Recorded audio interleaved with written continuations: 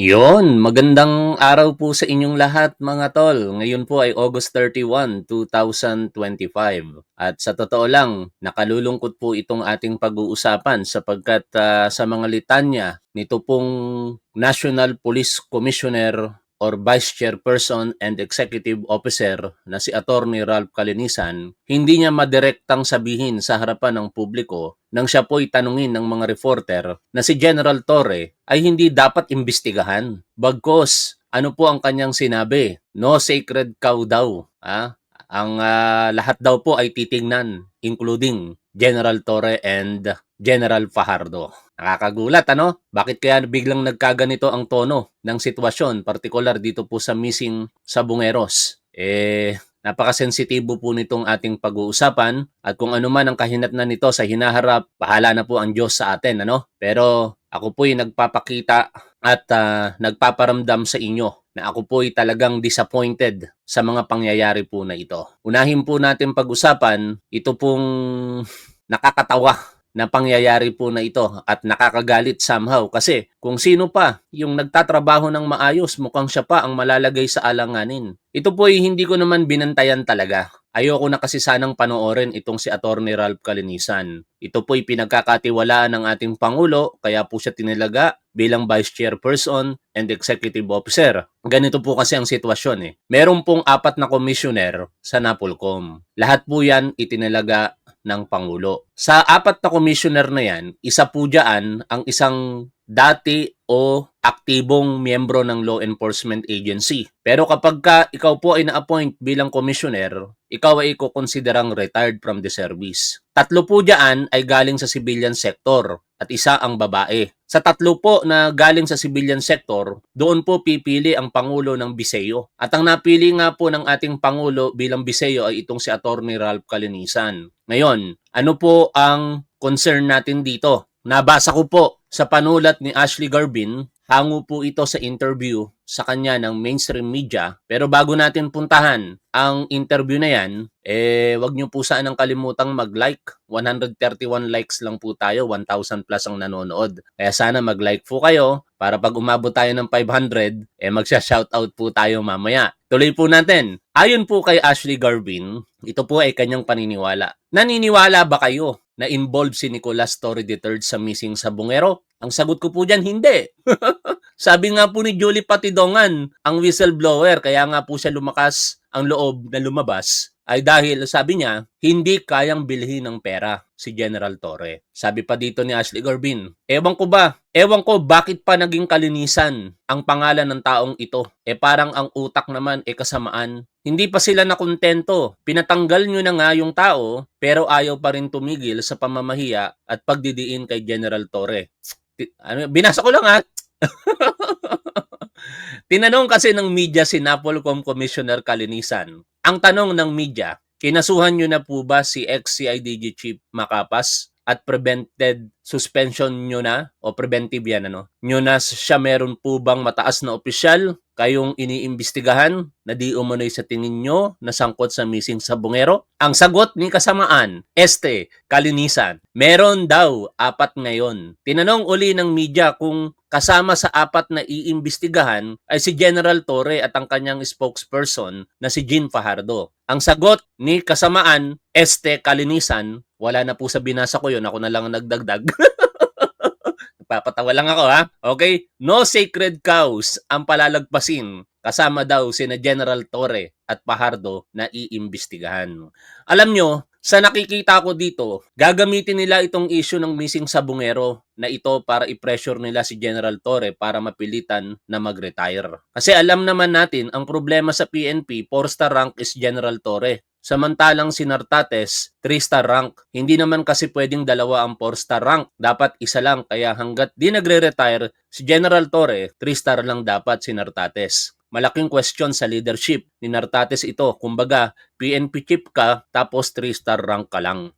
Ang basihan po niyan mga tol ay ang Republic Act 6975 as amended by Republic Act 8551 and Republic Act 11200. Partikular, yung 11200, rank classification po ito ng ating Philippine National Police. Sa rank classification ng ating Philippine National Police, nag-iisa lamang po ang 4-star general. Dalawang 3-star, apat na 3-star, tatlong 3-star, kasi command group po yan eh. DA, Deputy for Administration, Deputy for Operation, and the Chief Directorial Staff. Pwedeng magkasabay-sabay ang tatlong 3-star. At dahil po dyan, syempre, kapag ka nga naman hindi po nag-retire ng maaga o nag-resign, ito pong si General Torre, malabo pong makukuha ni General Nartates. Ito pong 4-star rank. Marami pong itong legal consequences, partikular sa mga pagpirma ng mga kinakailangang dokumento. And lately, alam natin na meron pong kumalat na dokumento na hindi daw po pinirmahan ni General Torre. Ito po yun. Ito kasi ay ang makakapirma lamang ang Chief PNP. Siyempre, magre-request ka ng kagamitan para po sa kapulisan. Hindi pa pwedeng ang pumirma rito, Comptroller Section lang, not even the Deputy for Administration or even acting Chief PNP sa aking pagkakaalam kasi dapat fully capacitated ka. Kaya ang suspetsya tuloy ng marami rito, mukhang dapat bantayan ito ng tao. Mukhang itong proposal po na ito na sinubukan nilang ipapirma kay General Torre ay ipupurso po nila sa hinaharap. Ano po yung proposal? 8 billion pesos worth of rifles. Tumataganting na 100,000 pesos each kasi 80,000 pieces po ito. At kung full-pledged nga naman si General Nartates, this is speculative mga tol Baka sabihin ninyo facts, hindi po. Speculative lang po ito. Pwede niya nang pirmahan ito at magpupursu ito pong proposal na ito. Kung si General Torre ay magre-retire or magre-resign sa kanyang posisyon. Tuloy po natin. Ang binabasa po natin na panulat ni Ashley Garbin. Nilamig ako bigla, patayin natin aircon. Tapos, nung isang araw, nagsalita si General Torre. Ang sabi niya, I am a policeman with 4-star rank. Parang yung stand ni General Torre ay pinapanindigan niya talaga na hindi siya magre-retire. Kasi yun nga ang sabi niya, proud pa rin siya na police pa rin siya with 4-star rank. So, baka napipikon si Nakalinisan at DILG John Vic Remulla doon sa sinabi ni General Torre. Ang problema kasi, hindi buo ang pagiging PNP chief ni Nartates. Kasi ikaw ba naman, PNP chief ka, pero meron pang mas nakakataas sa'yo. Kasi ang 4-star rank, nandun kay General Torre. Hindi naman pwedeng basta alisin ni General Torre yun. Mawawala lang yun kapag mag-retire na siya. Ang problema, ang retirement ni General Torre parang sa March pa ata 2027. I-correct natin si Ashley Garbin. Magre-retire si General Torre sa kanyang kaarawan next year, 2026. Kaya sa tingin ko lang, issue ng missing sa bungero na ito ang gagamitin nila para ma-pressure si General Torre na mag-resign. Baka lang sarili kong pananaw lang, malay natin ito, talaga ang gagamitin nila. General Torre, magre-retire ka o hintayin mong tuluyan ng masira ang pangalan mo dito sa issue ng missing sa bungero? Abangan sa susunod na kabanata. At ito po yung press conference na yon na sinasabi ni Ashley Garbin. Pakinggan po ninyo si kasamaan, si Kalinisan.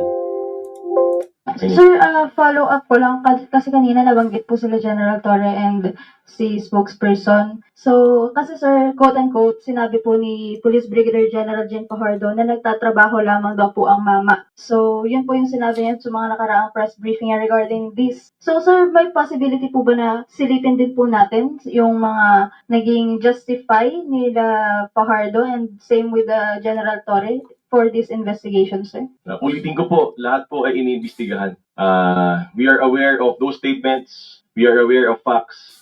Alam niyo mga tol, sa totoo lang, kung ako ang tatanungin dyan, at alam ko naman na talagang walang kasalanan si General Torre, napakadali kong sabihin. Hindi kasama si General Torre sa iniimbestigahan. Napakasimple ng katwiran Sasabihin mo lamang siya nga yung pinagkakatiwalaan dito ng whistleblower tapos isasama natin sa iimbestigahan. Pero hindi ganun ang sagot ni Kalinisan. Kaya kinokonsidera nilang kaya imbestigahan dito itong si General Torre. Let's just say that no sacred cows. Kung ano pong kalalabasan ng investigasyon na currently ongoing pa rin in spite of the 2 cases filed, tuloy-tuloy pong investigasyon ng National Police Commission and we will solve this problem for the Filipino people. Wag muna kaming bulahin for the Filipino people, no?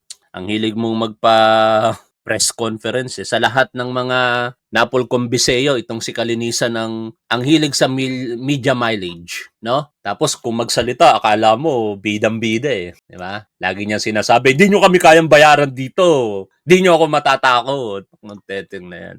Anyway, yan yung kanyang paniniwala. Kaya wala tayong magagawa dyan. Pero tutukan natin ito mga tol. Nakakaawa naman si General Torres sa punto. Hindi dahil siya tinanggal sa PNP. Kung hindi, baka bigla siyang idamay dito. No? Di natin alam ang galawan ng mga taong nasa likod ng pagpapatanggal po sa kanya. Alam naman po natin kung ano po ang sitwasyon Lalong-lalo na ito, hinahanap ko sa lahat ng mga poster ng Philippine National Police, ng DILG, wala akong makita. Hindi makita. Buti na lamang kamo, ito ay nakuhanan ng Bilyonaryo News Channel. Nahagip ng Bilyonaryo News Channel sa kanilang presentasyon sa balita. Nakatabi nitong si General Nartates, itong si retired Lieutenant General Jonel Estomo. At ano ang worry natin dito? Si General Estomo ang iniimbestigahan talaga, tapos ngayon mukhang malakas sa Chief PNP katabi mismo sa turnover ceremony, special guest siya. Samantala siya yung itinuturo ng whistleblower na si Julie Patidongan na merong maaaring kinalaman sa missing Sabongeros. In fact, kasama nga siya sa inireklamo sa Department of Justice. Kaya hindi tayo magtataka dito mga tol kung kinalaunan baka maglaho na ang pangalan ni General Estomo sa mga inaakusahan sa missing Sabongeros. Pero sana hindi tayo magkamali diyan o sana mali tayo diyan. No, sana walang sacred cow talagang ituring itong Napolcom, partikular itong si Acting Chief PNP, Police Lieutenant General Jose Melencio Nartates Jr. Kasi katabi niya, hindi nyo makikita ito sa ibang mga balita maliban po sa balita ng Bilyonaryo News Channel. Anyway, ang isa sa mga maganda naman ngayon na pag-uusapan natin, mukhang merong namamagitan ngayon, no?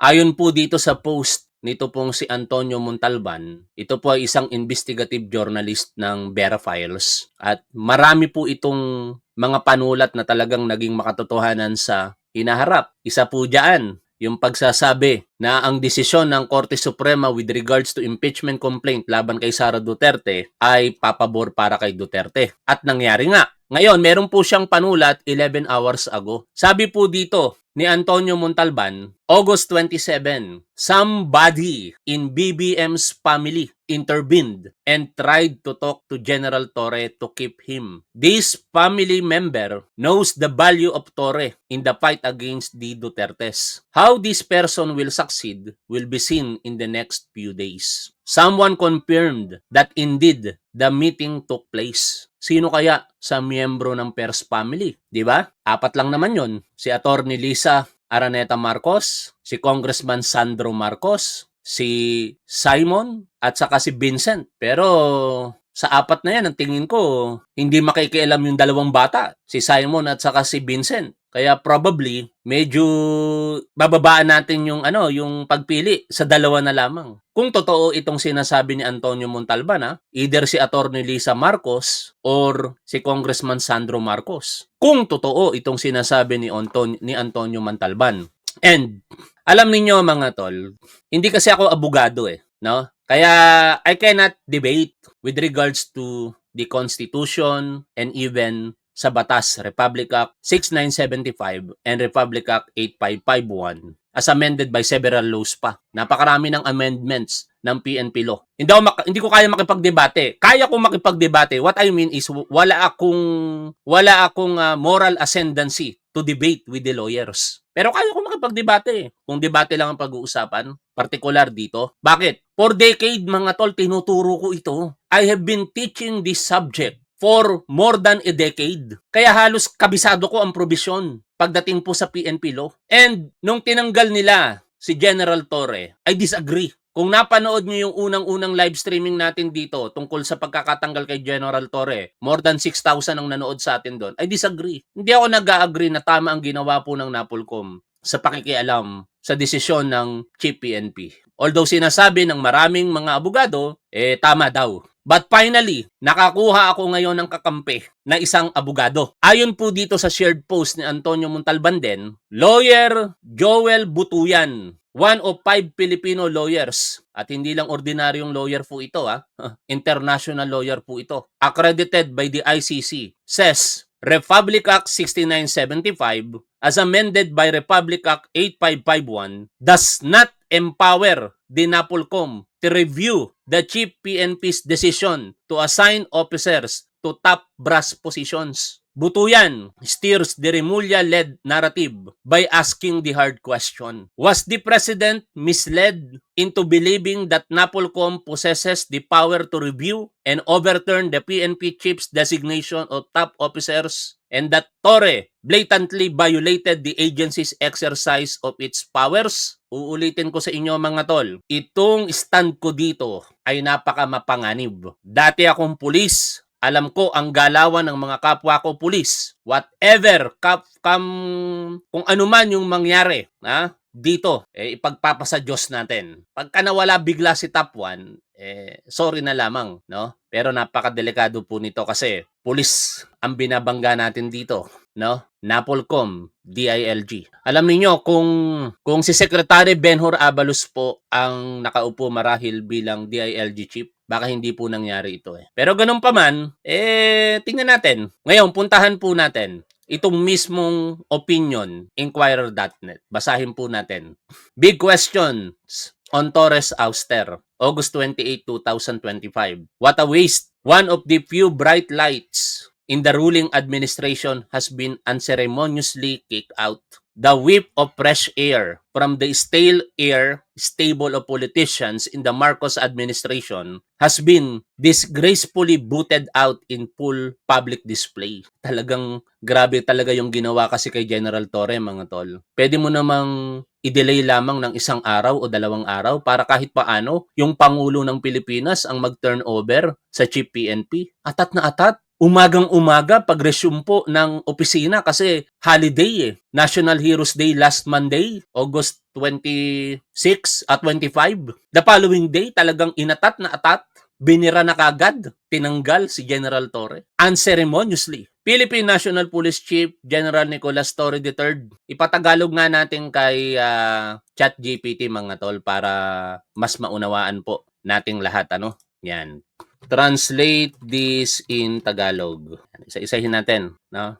Patagalog natin kay ChatGPT.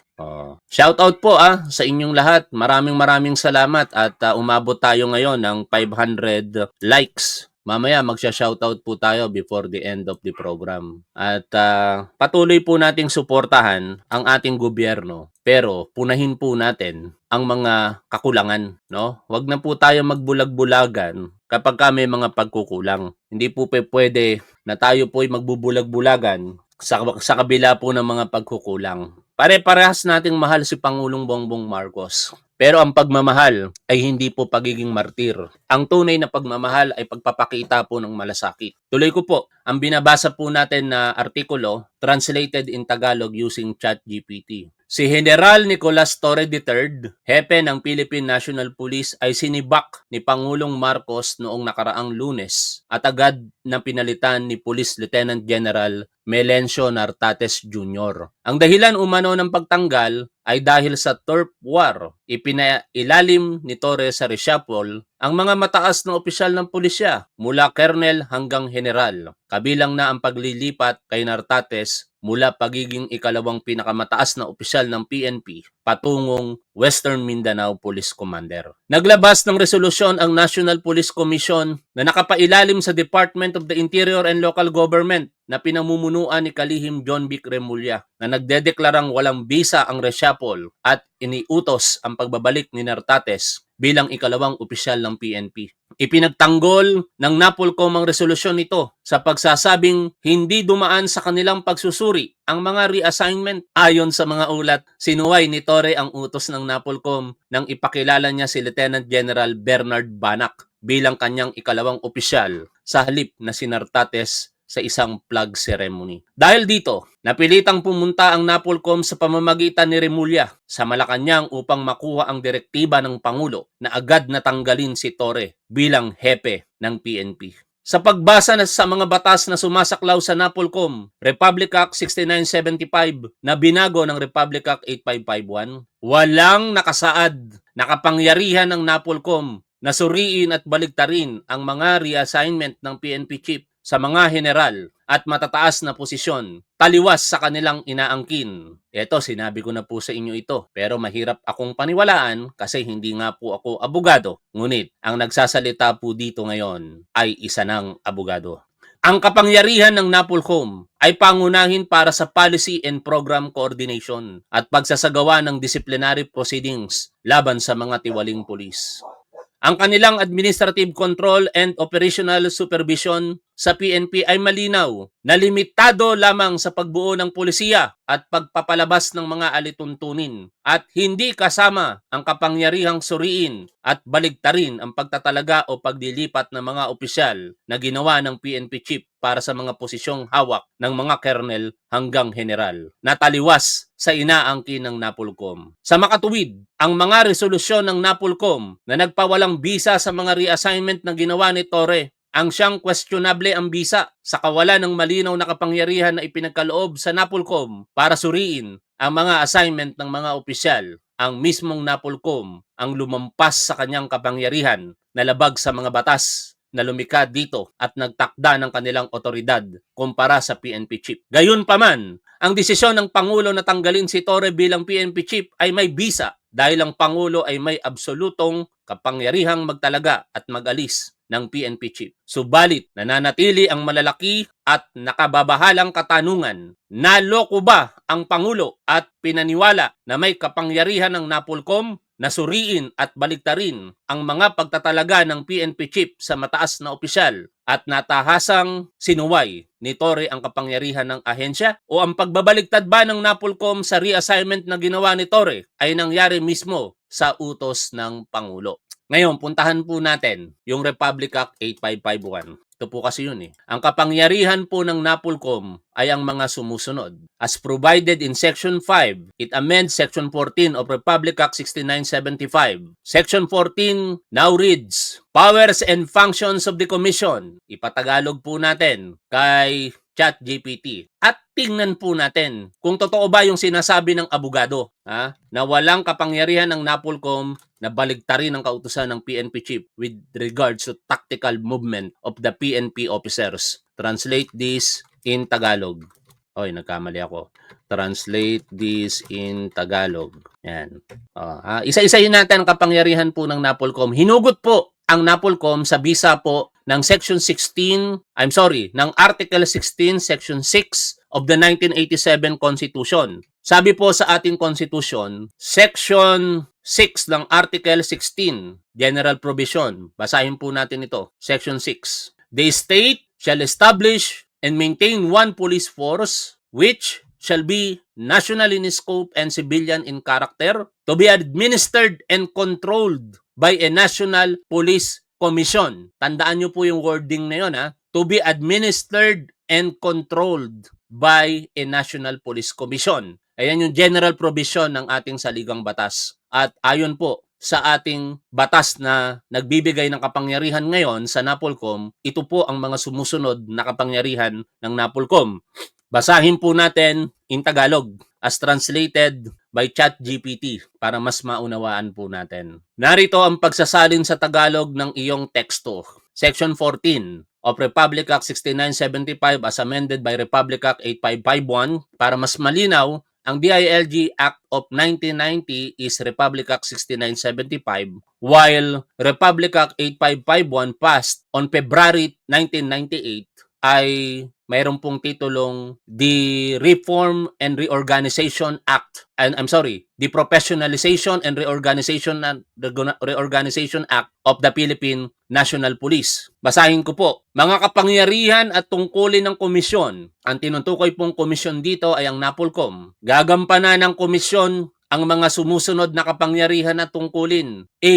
Isagawa ang administratibong kontrol at operasyonal na superbisyon sa Philippine National Police na nangangahulugang kapangyarihang to Ito na, tandaan ninyo yung dalawang word. Administratibong kontrol at operasyonal na supervisyon. Una, bumuo ng mga patakaran at magpalabas ng isang police manual na nagtatakda ng mga alituntunin para sa maayos na organisasyon, pamamahala at operasyon, kabilang ang pamantayan para sa alokasyon, distribusyon at deployment ng tauhan, recruitment, pagpili, promosyon at pagreretiro ng mga kawani at pagsasagawa ng qualifying entrance at promotional examinations para sa mga uniformadong miyembro. Dito na lang tayo mag-focus sa una. Nakalagay naman dito, ang pamantayan para sa alokasyon, distribusyon at deployment ng tauhan. Deployment ng tauhan, tactical movement po yon. Pero meron pong paglilinaw dyan, ang mismong secretary, executive secretary po natin na si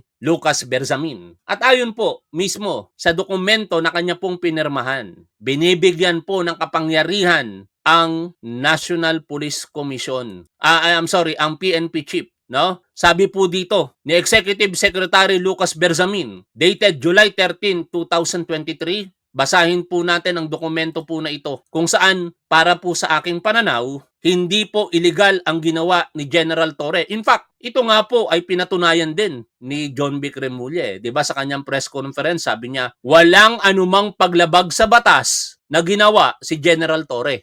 Kung mali ang ginawa niya sa NAPOLCOM resolution na inilabas nila, paglabag sa batas yun. Tapos sasabihin ni SILG Secretary Remulla, walang paglabag sa batas? Alin ba talaga totoo? Hindi ba lumabag sa batas si General Torre nung suwayin ng NAPOLCOM? Kung sinasabi nilang pagsuway ni General Torre, yung kautusan ng NAPOLCOM, paglabag po yun sa batas. Kasi alituntunin yun na umiiral sa loob po ng organisasyon ng PNP. Pero dahil nga po naniniwala ako at ngayon may pinaguhugutan tayo na paniniwala ng isang abogado at ito mismo, yung binabasa natin na dokumento, sinasabi po dito, in this regard, future designations of third-level officials and or third-level positions are left to the authority of the PNP chief, save for designations to third-level positions that would entail promotions to a higher rank which are subject to the confirmation of the NAPOLCOM. Ano po ang ibig sabihin po nito? Bibigyan ko po kayo ng ilustrasyon para mas maunawaan po ninyo ang binasa po natin. Sa PNP, meron po tayong tinatawag na promotion by virtue of position. At yun po yung tinutukoy sa huling sentence dito ni Lucas Berzamin. Save for designations to third-level positions that would entail promotions to a higher rank which are subject to the confirmation of the NAPOLCOM. Example, kapag ka ikaw na-assign sa CIDG, ang rank classification na kailangan po dito ay Major General. Pero ang ranggo mo po lamang, for example, ito pong si Romeo Macapas noon, Brigadier General, at yung nakaupo ngayon na CIDG Chief, Brigadier General. Kapag ka inoccupy po nila yan, ang posisyon na yan, at least 6 months, by virtue of that position, mapopromote po sila to next rank at magiging Police Major General po sila from Brigadier General. At ayun lamang ang sakop ng NAPOLCOM na subject for their modification, affirmation, or confirmation. Hindi po yung ibang mga third-level positions na kahit magtagal ka doon, hindi ka naman mapopromote. At lahat ng mga inassign ni General Torre na third-level positions ay hindi pwedeng mapromote by virtue of position. Isa po doon, si General Nartates. Kahit i-occupy niya ng more than 6 months ang posisyon as Deputy Chief for Administration, hindi po siya mapopromote to PNP Chief kasi Pangulo lamang po ng Pilipinas ang pwedeng magtalaga rito. Kaya basically, ang dokumento po na nakikita po ninyo ngayon ay nagpapatunay na wala pong paglabag sa batas o pagsuway sa NAPOLCOM na ginawa ito pong si General Torre. Taliwas po ito sa pinalabas na resolusyon ng NAPOLCOM katulad po nito. Kasi sinabi po nila rito, yan di ba? Ito po yung Resolution 2025-0531, ito po yung naging ugat kung bakit nasibak si General Torre. Whereas Section 6, yung binasa po natin kaninang Constitution Provisions, Section 14A, yung binasa po natin kanina na Tagalog, ito po yon. Bumuo ng mga patakaran at magpalabas ng isang police manual na nagtatakda, ayan po yon. At whereas Section 26, ito nga dapat yung pinangahawakan ni General Torre. The command and direction of the PNP shall be vested in the Chief of the Philippine National Police, who shall have the power to direct and control tactical as well as strategic movements, deployment, placement, utilization of the PNP or any of its units and personnel including its equipment, facilities, and other resources. At yan ang pinanghawakan ni General Torre. Sumisigunda dyan ang pirma dong kautusan ni Secretary Lucas Bersamin noon kay Secretary Benjamin Abalos Jr. July 13, 2023. Pero, for the sake of fairness, sige, suriin natin. Sino-sino ba yung mga nire-assign ni General Torre? At tingnan natin kung yung position bang kanilang inassign ay subject for promotion by virtue of position which now under the scope of NAPOLCOM. Una nakalagay rito, si Police Lieutenant General Jose Melencio C. Nartates Jr. Inassign siya as commander sa Area Police Command Western Mindanao. Ay hindi, pabaligtad na pala ito. Ito na pala yung utos. No, I'm sorry. Ito na pala yung utos ng NAPOLCOM. Siguro baligtarin natin. Pero baka malihis tayo ng komento. Wag na lang dahil baka may iba pong maganda sana yung mismong order ni General Torre para masuri natin. Kung alam niyo kung ano yung order ni General Torre, marami yon, may higit 10 yatang officials yon na kanyang tinransfer simula po nung naging PNP chief siya. Sana yun yung ma-reaction na natin para kahit paano tingnan natin kung iyon ba ay tumutugma doon po sa letter ni Secretary Lucas Bersamin. But anyways, nasabi ko na ang dapat kong sabihin at sana sa huli, makabuti po ito sa ating kasalukuyang gobyerno na pinamumunuan na ating Pangulong Bongbong Marcos. Hindi natin hangad na dahil lamang po sa mga nasa ilalim ng pamumuno ng ating Pangulo, masisira si PBBM. Kaya sana sa ating mahal na Pangulong Bongbong Marcos, magtagumpay po kayo sa inyo pong mga layunin at sana wag po kayong masira dahil lamang po sa mga personal na interest ng mga taong nasa ilalim ng inyong pamumuno. O shoutout po tayo bago tayo pansamantalang maghiwa-hiwalay. Maraming salamat po sa patuloy po ninyong suporta sa ating programa.